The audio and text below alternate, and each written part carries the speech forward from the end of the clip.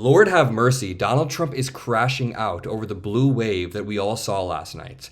We know that Trump is a sore loser who can't take a loss without physically curling up in a ball and crying and whining and puking and saying that it was all rigged. He's like the kid in 5th grade gym class who can never, ever lose any sort of game without freaking out. But today, the desperation coming from Donald Trump and JD Vance and other Republicans is next level. So I want to walk through Donald Trump just moments ago in Miami, clearly being desperate. I want to walk through his initial reaction to Zohran because he was immediately tweeting about affordability when he woke up this morning.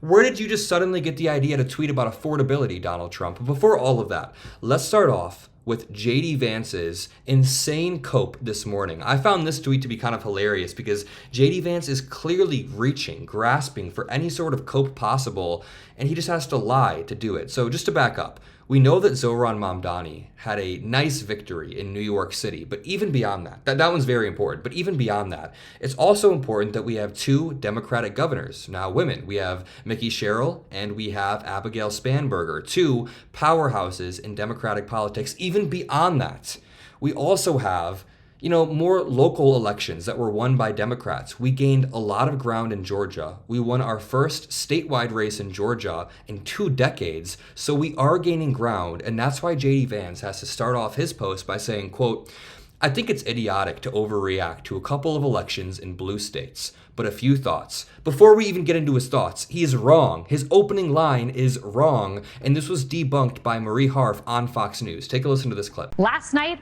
blue politicians won in blue cities. Do we need to get the messaging right heading into the midterms? Yes. But Donald Trump's methods, again, are working. Joe Biden's took us to 9.1% inflation. I've got the data, I've got the facts, and President Trump, I guarantee you, is going to share those facts in about 51 minutes. Your takeaways.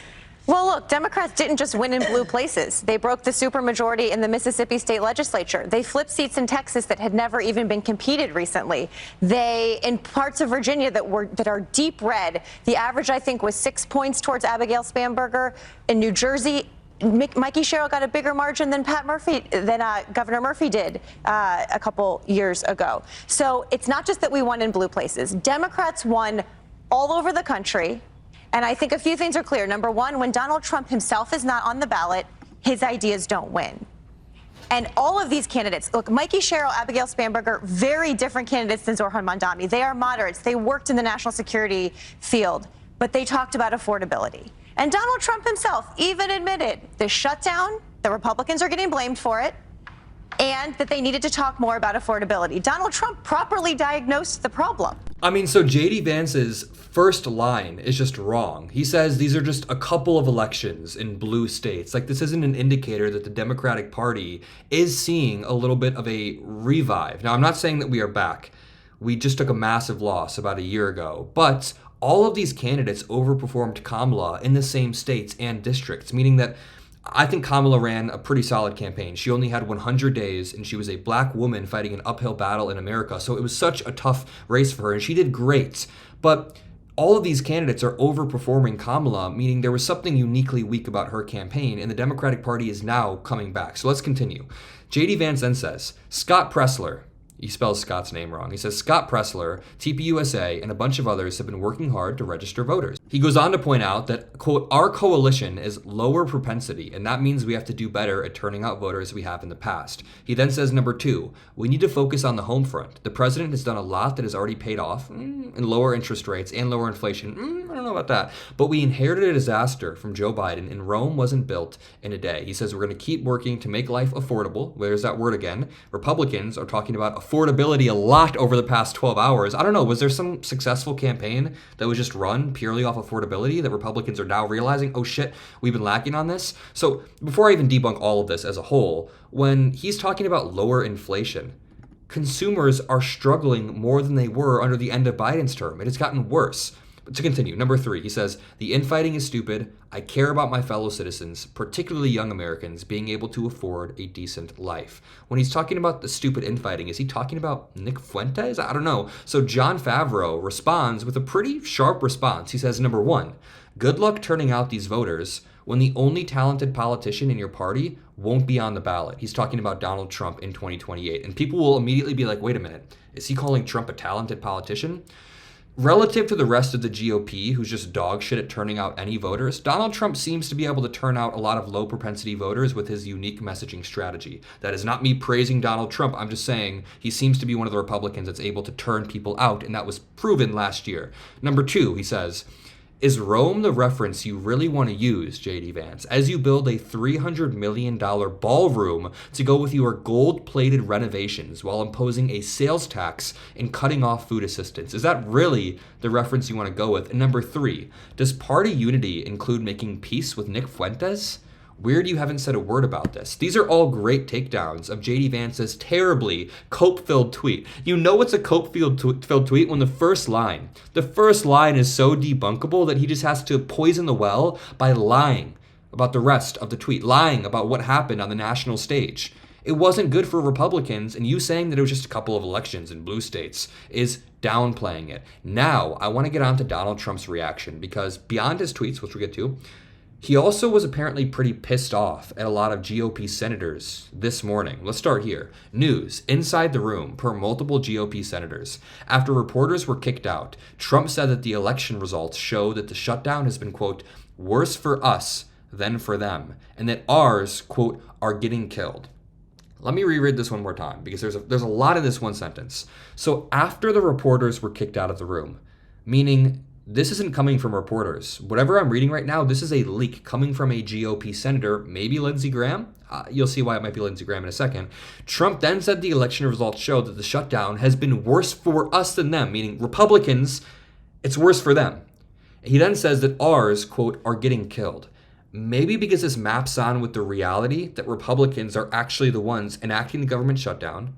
They are fighting against the increase of ACA, or they're fighting against the extension of ACA subsidies, rather, sorry. And number 3, Donald Trump is personally holding SNAP, food assistance, hostage from tens of millions of Americans who are vulnerable. What is this reality that we live in which any Democrat could be blamed for this? So, Donald Trump, in the closed-door meeting, said, this is worse for us than for them. Trump then said the GOP will become a, quote, dead party if they don't nuke the filibuster. Lord have mercy. Just so you guys know, back in 2017, when we were under Trump's first government shutdown, he also said he wants to terminate the filibuster, and his reasoning was that if Democrats ever get back in power, the first thing they're going to do is terminate the filibuster. Well, guess what? Joe Biden got in power. He didn't do that. He played by the rules. He was steady-handed. Honestly, a lot of my critiques about Joe Biden, looking back on his presidency, come from the fact that he played by the rules a lot. Like, we should all be aligned that Merrick Garland was a pretty bad pick because he wanted Merrick Garland to return to the norm. Biden seems to have misread the moment, thinking that we were in a return to the norm phase when we were not in a return to the norm phase. And Trump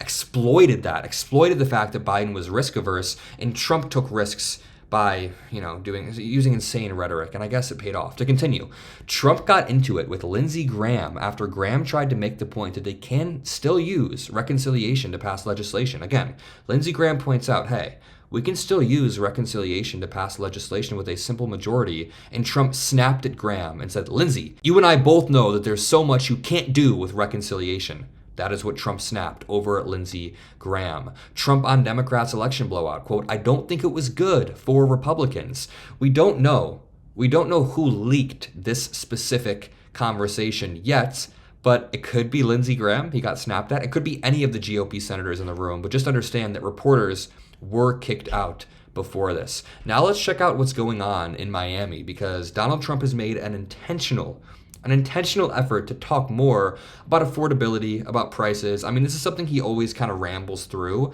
but they seem to be putting a unique emphasis on this today. He said earlier this morning, happy anniversary. On this day, November 5th, 1 year ago, we had one of the greatest presidential victories in history. Look at the cope. You can tell he's coping so hard. He's trying to talk about 1 year ago to redirect the attention off of what happened 12 hours ago. He then says, our economy is booming and costs are coming way down. Affordability is our goal. Love to the American people. He's striking quite a different tone. Most of his tweets in the past few weeks have been about James Comey or Letitia James or Canada or Xi Jinping. Now he's realizing, wait a minute, affordability needs to be a priority, and it hasn't been. They've been messing around with tariffs. But let's watch this clip of Trump just an hour ago. Although I must tell you, but this is a much more powerful term. I mean, this is a much better term. In one way, it's bad to see how bad people... You're going to see the same thing in New York, by the way. You watch what happens in New York. Terrible. but you're going to see that same thing. And I hope it doesn't happen, but you're going to see it. Gas prices are surging to $5 a gallon, and even higher, and mortgage rates skyrocketed by 152%. But under the Trump administration, all of that is changing. Prices are coming down very fast, and we're bringing them back to the beautiful. Okay, now he's talking a lot about affordability. He crashes out throughout the rest of the speech. We'll look at some clips, but part of the reason why Donald Trump harps so much on the Biden admin is because of all of the external, extrinsic factors that did screw up Biden's economy. So we had not only COVID, not only spending that we had to enact due to COVID, but we also had Russia invading Ukraine, which messed up supply chains. Biden did pass the Inflation Reduction Act, which was good, but then the American Rescue Plan may have led to a little bit more inflation. The point is, during Biden's term, due to extrinsic factors, we saw a spike of inflation in 2022 to 2023. These are just facts. This isn't a Republican talking point. We did see more inflation under Biden, but it wasn't directly because of Biden's policies. There were a lot of extrinsic factors. But Donald Trump is able to point to those numbers and say that he's doing better than Biden was, which is like, dude, Biden had 5 different things going on, 5 different fires that he was trying to put out with Russia stopping supply chains, with all of this stuff. And at the end of the day, what you really want to compare are the numbers when Biden left office versus when Trump is in office now. So when Biden left office, which was 10 months ago, let's just go cleanly, 11 months ago. So when Biden was still firmly in office, 11 months ago, back in December, almost every single macroeconomic indicator was doing better when Biden was leaving office. Yes, the stock market has hit all-time highs, but it's always hitting all-time highs. The point that I'm trying to make is that Trump will constantly, relentlessly harp on affordability when he has no clue how to fix any of this, and he just tries to compare himself to extrinsic factors during Biden's term. Trump then tries to say that Newsom should be called New Scum, or actually Slimy New Scum. Like, this dude is just, he's reaching. He's a slimy one. Maybe that should be his nickname, slimy New Scum, right? But he doesn't have it. But you look at like 20 minutes after he says he wants to focus on affordability, he just can't stop himself from calling people nicknames. Trump then tries to gaslight about food stamps or food insecurity across the United States when the big ugly bill cut SNAP. It cut benefits. This dude is just lying, trying to act like he's the guy who's for affordability. in 9 months, we've lifted over 600,000 Americans off of food stamps, which This is just a lie. is a record. 1.9. Wait, by lifting 600 million Americans off of food stamps, do you mean kicking 600 million Americans off of SNAP benefits? Because that's more accurate. I'm gonna leave it there. If you appreciate the videos we make on the Adam Mockler channel, double check to make sure you're subscribed. I love you all. Peace out.